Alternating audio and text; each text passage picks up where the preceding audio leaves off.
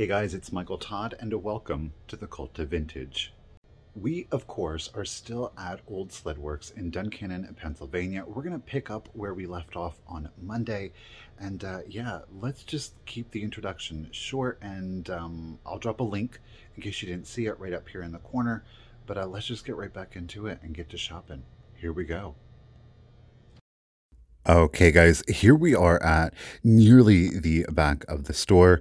I wanted to showcase this vendor because normally the last few times that I've been in here, this has been filled. And I do mean filled to the brim with Christmas. And then I walk in today and it is all spring and Easter, though in the back glass cabinet, you are going to see that some Christmas is still remaining. I was able to meet the vendor owner. It was a great experience. And that is some serious dedication to clear all of that out and to completely reset your booth. My hat's off. It was just great. So the first thing that caught my eye was this little rabbit vanity set, if you will. It turns out, while extremely cute, it did happen to be Avon. That's not really my bag. So I was like, okay, well, you're cute, but I'm going to go ahead and leave you here. Now there is some salt and pepper shakers. These are typically here throughout the year. The large dogs, I've actually had those 2 or 3 times now. They've done well. However, it's just kind of one of those things. I don't want to keep selling the same things over and over. It gets a bit repetitive. However, these guys were new. That's right. It is in fact the UNESCO, no, pardon me. It is the Norcrest big owls, big-eyed owls. I thought they were absolutely adorable. These make great figurines. Super excited to pick those up for just $5. Now over here, this rabbit, it is a single shaker, of course. She is missing her partner, but at $3, look at the expression on that face. She has either seen or done some things. She's like, oh. Oh, I had to get her that expression, that face. Yeah, like I said, I think she's a little guilty. She's a little suspect there, y'all. She's a little suspect. Now, here again is a great example of just so much stuff. These were the Hazel Atlas. It is the, of course, milk glass. It's got the painted on, or pardon me, applied apples to it. They are priced at $20 each. I wanted to get them out to kind of see the condition because they seem to be in really good condition. And again, they are participating in the items over 10 is 10% off. I did see this Amberina Swung vase back here. I do believe it is Fenton, an earlier Fenton, and it was $10, so we got it for $9. So I thought, heck yeah. Here we are seeing some Hall Superior, the Poppy line, a little Fenton there, and we're peeking in there. And oh yes, I do get them out. Again, priced very fairly, especially with the 10% off. This would make them only $18. It's a little below retail, so I do elect to go ahead and leave those behind. But something that caught my eye was a piece of Roseville. I was ecstatic. This is part of a console set at $25. This is the first time I've ever been able to pick up a piece of Roseville and offer it for sale. The price is right. I was ecstatic. I was thrilled. I loved it. Yay. Win. Here we're seeing a little Cabbage Patch. Now, he is a porcelain one. He's priced at $60. I quite frankly don't know the rate on these. And it kind of shocked me because the head and arms were porcelain, but it seems that the body and the legs were in the traditional Cabbage Patch Kid. So again, we are seeing some Christmas decor. Again, it's just chock full. I love walking into booths like this because it is such a treasure hunt, and you got to get up close and personal, folks. Yes, you do. So I'm seeing these little gnomes here in the lantern. Cute. And then up top, what caught my eye was a Jean Marshall doll. That is the name of the doll. It's kind of like she was like an actress, you know, again, very like 30s. She's priced at $40. This set was called Warmest Wishes. And they're labeled or named typically by the outfit she is wearing. I love her, and that's a very fair price. It was made by a gentleman by the name of Mel Odom. So if you ever see those out, definitely pick them up. There's some really good profit on those if you can get them low enough, especially the clothes alone. Now, this little guy, I was like, okay. It definitely read as a made in occupied Japan piece. It's very similar to some pixies that I've had before. Of course, we're seeing some Vanguard. I don't even know. Viking, Parsimon glass. These guys were super cute. These little yellow bunnies here. I think that they were priced individually. I should have asked. I really should have asked. They were right there. I didn't, but what I did go ahead and do was I was like, can I see this weird little frog guy here? It's disturbing, isn't it though? I mean, ooh, look at that booty. And he is in fact made in occupied Japan. So I do go ahead and pick him up. And then out of the corner of my eye, you're going to see it quickly. I'm seeing a piece of clear glass and it is the Leo Lion. It is, of course, Costa Boda. It is priced at $25, keeping in mind it is 10% off, though I did elect to go ahead and leave this one behind because I didn't think there was enough room. Now we have moved on to another vendor here. This is really interesting. They have taken vintage graphics. Obviously, they're concentrating on Valentine's and Easter. However, you are going to see some Christmas, and they do this throughout the year. And they've made more utilitarian pieces like a little notepad here. You've got a scratch pad there in the back. We've got little like coin wallets. You're going to see some pillows, some wall decor. I thought this was really cute. Look at these pillows. How fun is that? It was a great idea. It was a great use of vintage graphics and really modernizing them and making them into something that we can use today without fear of, ruining them. I mean, I guess technically you could ruin your brand new pillows and that would be sad, but you know what I'm saying. And then underneath, check this out. It is a giant pop-up or fold out, if you will, Valentine's. Now, it was priced very reasonably. It was only $10. I'm going to show you the bottom here, but I was like, that's a lot of work to kind of like unfold and fold that. And then trying to show that on a live sale would be a huge struggle. So I did leave it behind. Now, here I found some antique autograph books. Unfortunately, this is the only page that actually had writing on it. It's a bit morbid. You can pause here. I think I got it nice and clear so that you can read the inscription. There's two separate ones. But again, unfortunately, all the other pages were in fact blank. I love picking these up. It's a bit of history. I love to see the script in these. I love to read them. And here we actually found another one. It's a little bit plainer, and that's okay, because inside here, this is ranging from about 1925 to 1927. We are going to see that it is, in fact, full of little poems and sayings and well wishes and signatures. So we definitely picked this one up at just $10. I think it's a bargain. Like I said, it's a piece of history. Now, up next, we are seeing some newer-ish kind of things. But what caught my eye up here were, in fact, this is diamond pottery. These are based on the Rempel squeakers. Oh my goodness, this is Milky the cow is only $6. Of course, I'm going to pick it up at that price. And right behind it, you'll have to forgive me. I forget the name of the horse. Let's call him Stompy. We're gonna call him Trotter. That's little Trotter. He was only $5. So for the set, we got them for $11. Of course, we're gonna get that. Now, I did take a closer look because, once you find those good things, and again, you're finding those good prices, you'll want to make sure that you're not leaving anything behind. Now, again, we didn't. It's a lot of kind of vintage inspired, shall we say. But we got some good things out of there. Now, in the next booth, we're going to kind of peek here in the corner cabinet.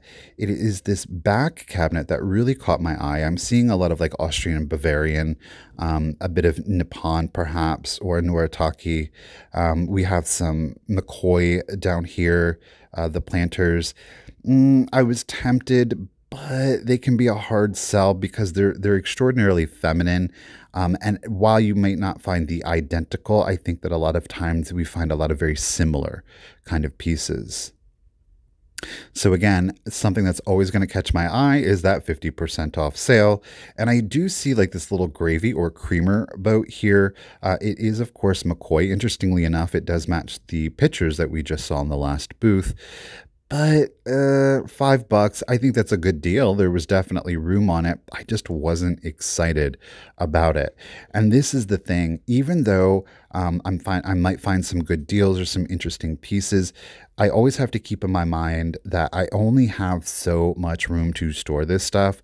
So then I start getting more and more selective, especially once I've kind of, at this point, have filled up 2 baskets. Plus I have other stuff that they took out of the cabinets, so it was getting to be a lot. So I was like, okay, Michael, let's focus here. Now here we've got a great turn of the century inspired lamp. It was $50, and with 50% off, it was only $25. Now I will say, it is a newer one. However, there is a tremendous value on that. However, the shipping of it, no. A lot of times the newer lamps, the shades were not made to come off. So I wasn't comfortable wanting to ship that. Now I've seen this piece before and I absolutely love it. It's priced at $59.99. It is, of course, imperial glass, and this slag glass, the iridescence to it, that color, the dolphins, it's so good. Or no, wait, I think this might actually be Westmoreland, pardon me. It matches the agronaut. This is why I'm saying that it's probably Westmoreland.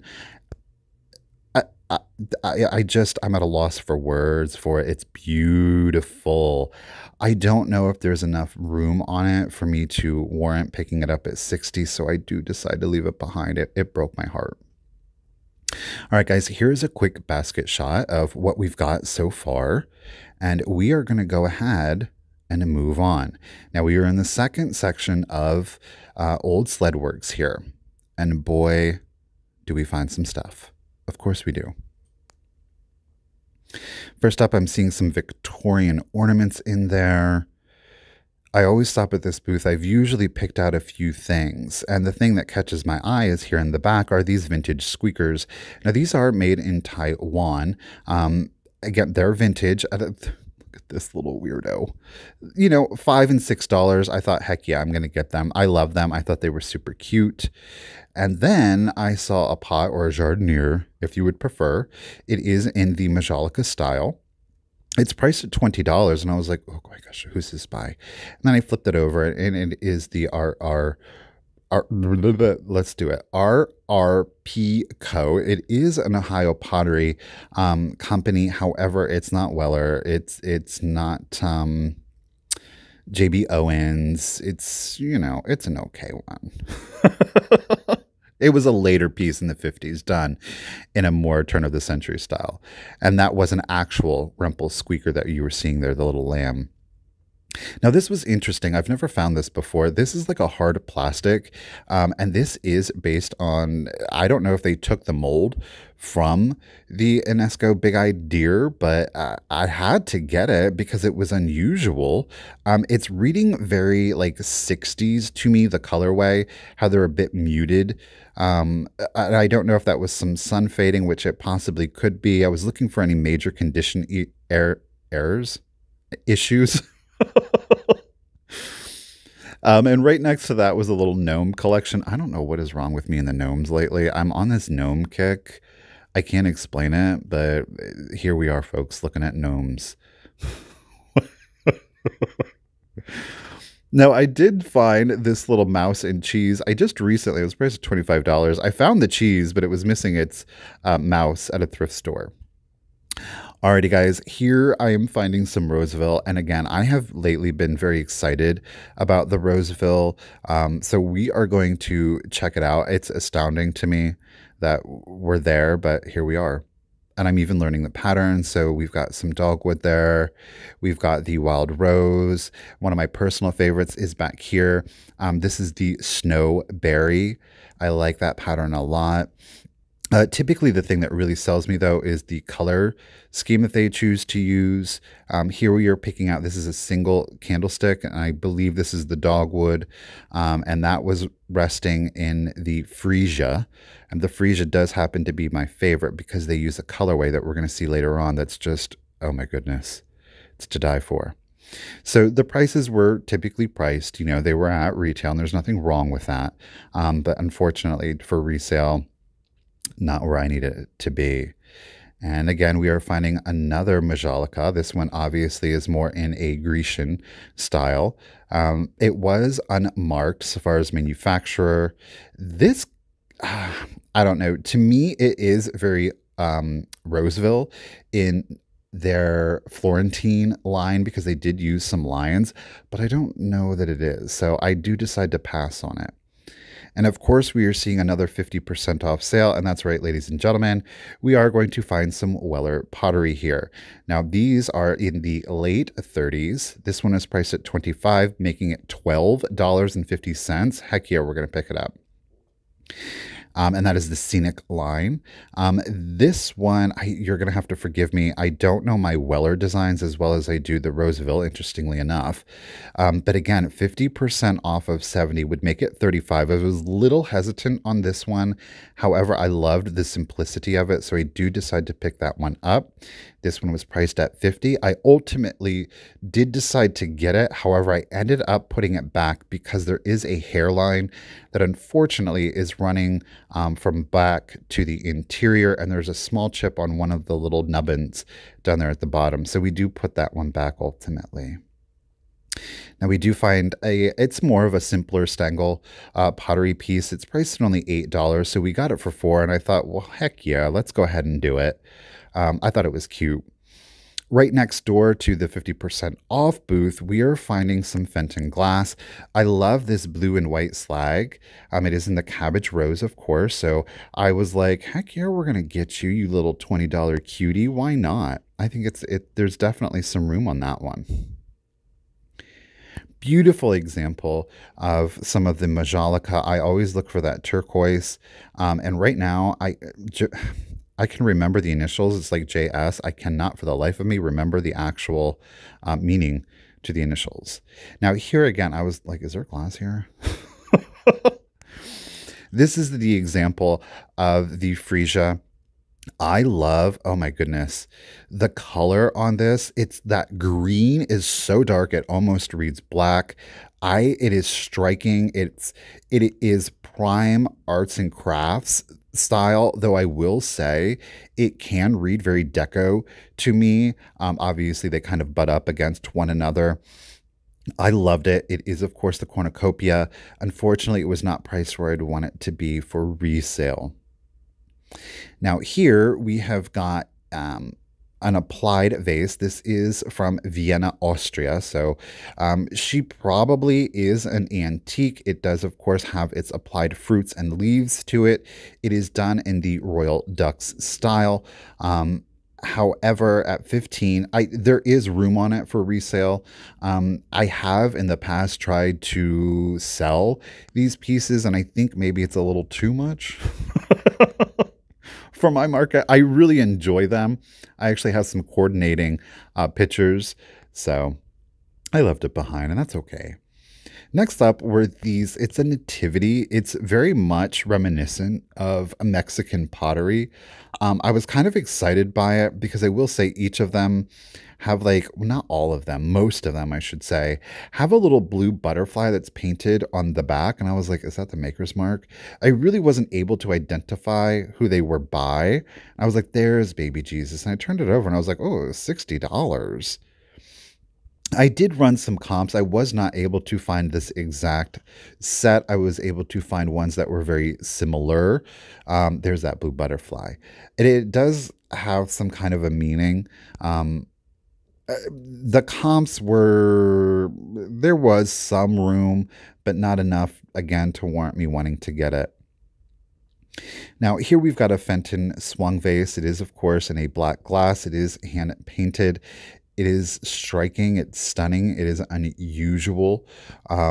It's interesting because that black glass leans very masculine, but with those white and silver painted florals, it pulls it back into being a little bit more feminine.